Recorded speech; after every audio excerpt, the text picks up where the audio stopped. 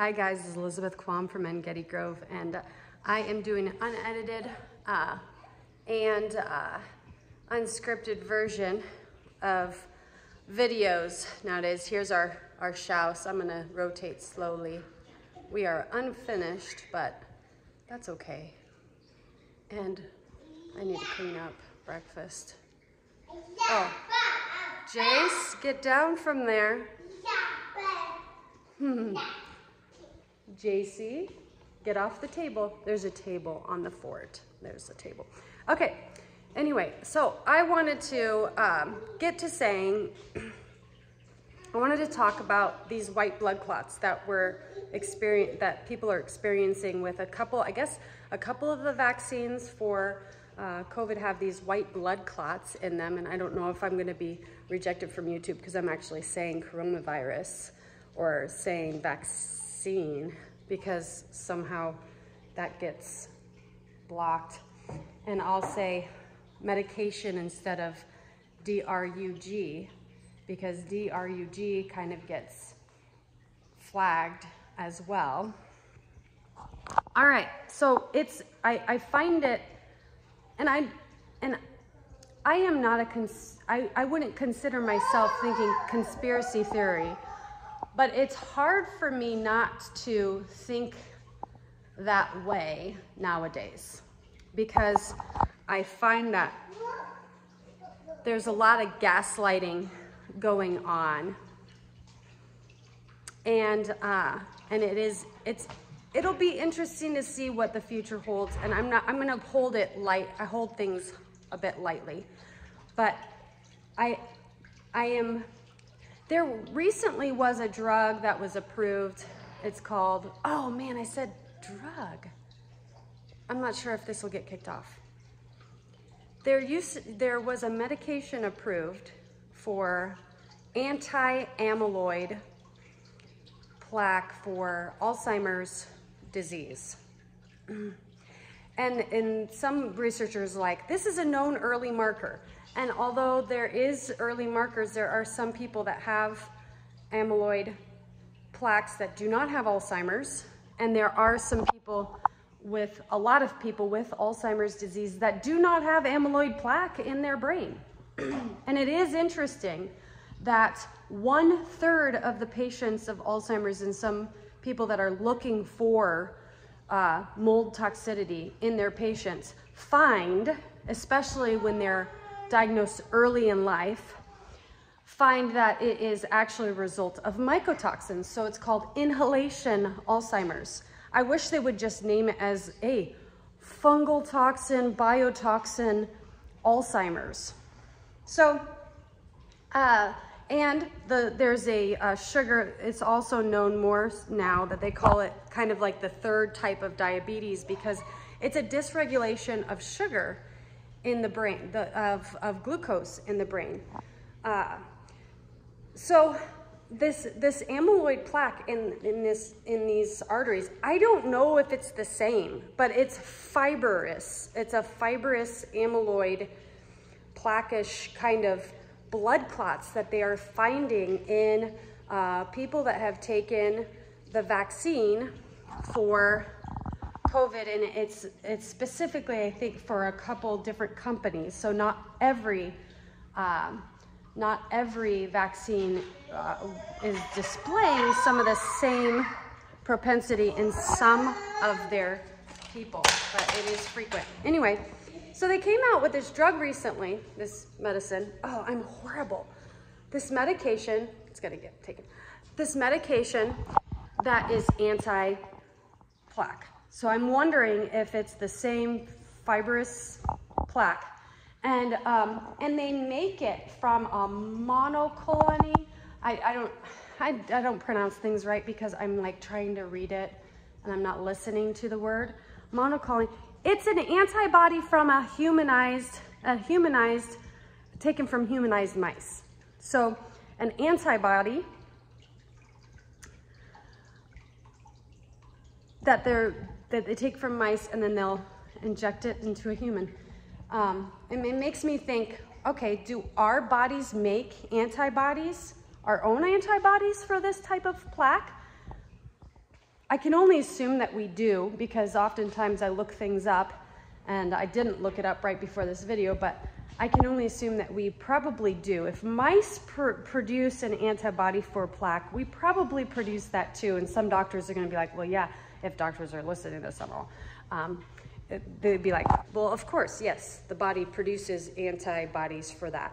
And it would seem like an immune deficiency then, an immune deficiency for these Alzheimer's patients, not being able to produce our own amyloid plaque, although some amyloid plaque and researchers aren't set towards this. So some people are like, oh yeah, it's an amyloid plaque, let's give her that amyloid plaque. And then other researchers are like, no, this amyloid plaque is actually probably doing good things to try to prevent the progression of Alzheimer's. And and a lot of them are not on the same page of saying that even decreasing this amyloid plaque would be even beneficial to these Alzheimer's patients.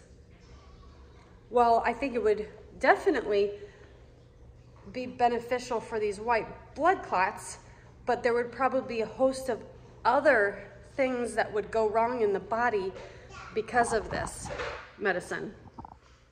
Yeah, we could probably look up side effects to that medicine. I didn't.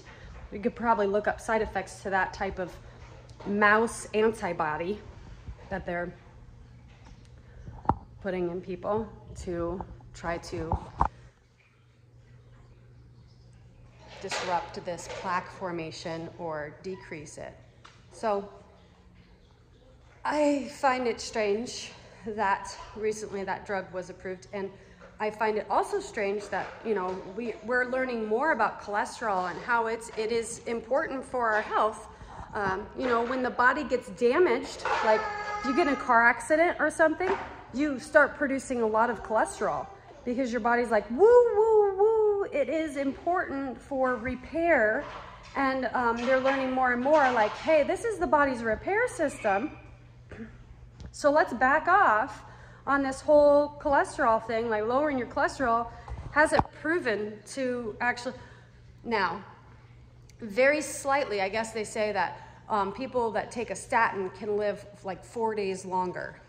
But there's a plethora of different diseases, and I wonder if they've allocated the thought process of, okay, what other things, the side effects to this drug, how many side effects would a person's body endure? Like there is a, they call it an anti-inflammatory effect from this statin drug, which is statin medication, which actually is anticoagulant, but it also increases calcification of the veins. And we know that calcification of the veins, and this is not debated by anyone, the calcification and plaque inside of person's veins is the biggest indicator of stroke and heart attack. The biggest indicator. So how much that is in your body would predict your propensity and probability of having a heart attack or a stroke. So there's other things like blood sugar levels. So if you have higher blood sugar, higher blood sugar and coagulation in the arteries, and there was another thing, probably the calcifications. But anyway, I could talk all day about calcifications and how they have to do with, co-infections of like fungus and, fungal dominant microbiomes in the body, along with bacteria and, yeast. Yeast is is in the same family as fungus. And so some people have heard a lot about candida, and if they haven't, they just aren't on the know. But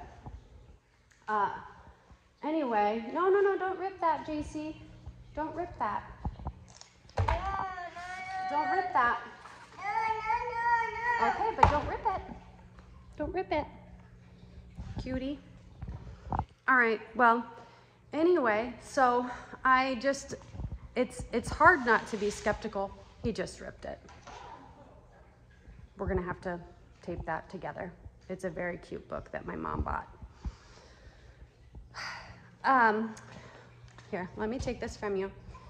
So it's hard not to be, it honestly is nowadays very hard not to be thinking conspiracy theory when you just, like, I mean, you got the drug. Oh, now we have the disease. We created a new pathology in this white blood clot thing. And that is true. It's a completely new pathology. We did not have white blood clots before. There were yellow blood clots and there were like jelly blood clots. And the propensity for jelly-like blood clots is more so in, and we know that, it's more so in COVID patients as well. So, and that goes for COVID patients with COVID and patients with the vaccine as well. So, it's just interesting. I don't know, what do you guys think? Please write some comments and tell me your thoughts on that if you have any. Crazy.